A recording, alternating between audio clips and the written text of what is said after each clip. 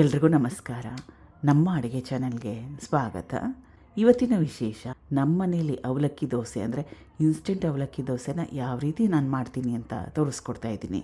ದೋಸೆ ಹಿಟ್ಟು, ಇಡ್ಲಿ ಹಿಟ್ಟು ಮನೇಲಿ ಇಲ್ಲದೇ ಇದ್ದಾಗ ಇದು ಒಂದು ಬೆಸ್ಟ್ ರೆಸಿಪಿ. ಟ್ರೈ ಮಾಡಿ ಒಂದು ಸಲ. ಮೊದಲನೇ ಸ್ಟೆಪ್ಪಲ್ಲಿ ಬಟ್ಲನ್ನ ತೊಗೊಂಡಿದ್ದೀನಿ. 3/4 ಗ್ಲಾಸಷ್ಟು ಗಟ್ಟಿ ಅವಲಕ್ಕಿನ 1-2 ಸಲ ಚೆನ್ನಾಗಿ ತೊಳಿಬೇಕು. ಅವಲಕ್ಕಿನ ತೊಳೆದ್ಮೇಲೆ ತೊಳೆದಿರೋ ನೀರನ್ನ ಸಂಪೂರ್ಣವಾಗಿ ತೆಗೆದುಬಿಡಬೇಕು. ಅದೇ ಗ್ಲಾಸಲ್ಲಿ 3/4 ಗ್ಲಾಸಷ್ಟು ರವೆ. ಎಲ್ಲ ಪದಾರ್ಥಗಳನ್ನ ಅಳತೆ ಮಾಡಲಿಕ್ಕೆ ಒಂದೇ ಗ್ಲಾಸು ಅಥವಾ ಒಂದೇ ಕಪ್ಪು, ಒಂದೇ ಬಟ್ಲನ್ನ ಉಪಯೋಗ ಮಾಡಿದ್ರೆ ಸುಲಭ ಆಗುತ್ತೆ, ರೆಸಿಪಿ ಕರೆಕ್ಟಾಗಿ ಬರುತ್ತೆ. ಉಪಯೋಗ ಮಾಡಿರೋದು ಉಪ್ಪಿಟ್ಟು ರವೆ, ಚಿರೋಟಿ ರವೆ ಕೂಡ ಉಪಯೋಗ ಮಾಡ್ಬೋದು, ಅಥವಾ ಬನ್ಸಿ ರವೆ ಮನೇಲಿದ್ದರೆ ಅದನ್ನು ಕೂಡ ಉಪಯೋಗ ಮಾಡ್ಬೋದು, ಗೋಧಿ ನುಚ್ಚು ಮನೇಲಿದ್ದರೆ ಅದನ್ನು ಕೂಡ ಉಪಯೋಗ ಮಾಡ್ಬೋದು.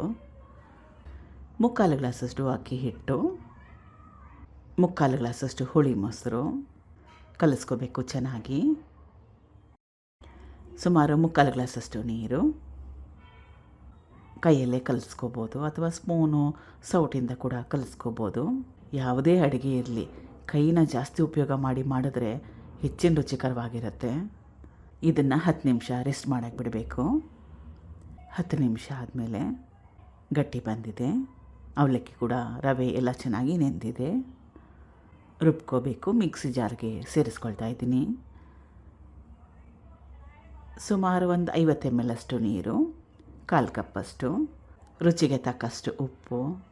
ತಿರಿಯನ್ನು ಜಾಸ್ತಿ ತೆಳುವಾಗಿ ಕಲಿಸ್ಕೊಳ್ಳೋಕೆ ಹೋಗಬೇಡಿ. ಮುಚ್ಚಳನ ಮುಚ್ಚಿ ನುಣ್ಣಗೆ ರುಬ್ಕೋಬೇಕು.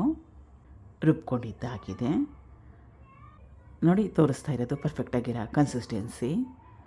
ರುಬ್ಕೊಂಡ್ಮೇಲೆ ಸುಮಾರು 1 ನಿಮಿಷ ಚೆನ್ನಾಗಿ ಕಲಿಸ್ಕೊಂಡ್ಬಿಟ್ರೆ ಹಿಟ್ಟು ಹಗುರ ಆಗುತ್ತೆ.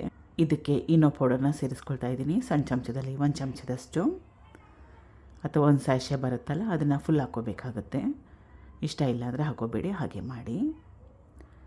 ಈನೋ ಪೌಡರ್ನ ಹಾಕ್ಕೊಂಡ್ಮೇಲೆ ಅದ್ರ ಮೇಲೆ ಸ್ವಲ್ಪ ನೀರನ್ನ ಹಾಕ್ಕೊಂಡು ಚೆನ್ನಾಗಿ ಕಲಿಸ್ಕೋಬೇಕು.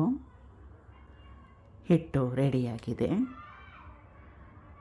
ದೋಸೆ ಹೆಂಚು ಕೂಡ ಚೆನ್ನಾಗಿ ಕಾದಿದೆ. ನಾನು ಉಪಯೋಗ ಮಾಡಿರೋದು ನಾನ್ ಸ್ಟಿಕ್ ಹೆಂಚು, ನಾನ್ ಸ್ಟಿಕ್ ತವಾ.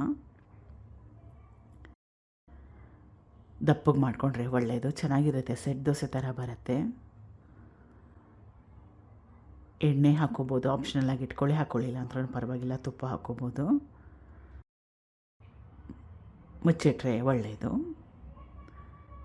ನೋಡಿ, ಈಗ ಮೃದುವಾಗಿರೋ ದೋಸೆ ರೆಡಿಯಾಗಿದೆ. ಒಂದೇ ಕಡೆ ಚೆನ್ನಾಗಿ ಬೇಯಿಸ್ಕೊಂಡ್ರೆ ಸಾಕಾಗುತ್ತೆ, 2 ಕಡೆ ಬೇಯಿಸ್ಕೊಳ್ಳೋ ಅವಶ್ಯಕತೆ ಏನಿಲ್ಲ. ರೆಸಿಪಿನ ಟ್ರೈ ಮಾಡಿ. ಈಸಿಯಾಗಿರೋ ರೆಸಿಪಿ, ಕಡಿಮೆ ಪದಾರ್ಥಗಳು. ಹಿಟ್ಟನ್ನ ರುಬ್ಬಿ ಹುಳಿ ಬರೆಸ್ಕೊಳ್ಳೋ ಅವಶ್ಯಕತೆ ಏನಿಲ್ಲ, ರುಬ್ಬಿದ ತಕ್ಷಣವೇ ಮಾಡ್ಕೋಬೋದು. Thank you for watching. ಧನ್ಯವಾದಗಳು.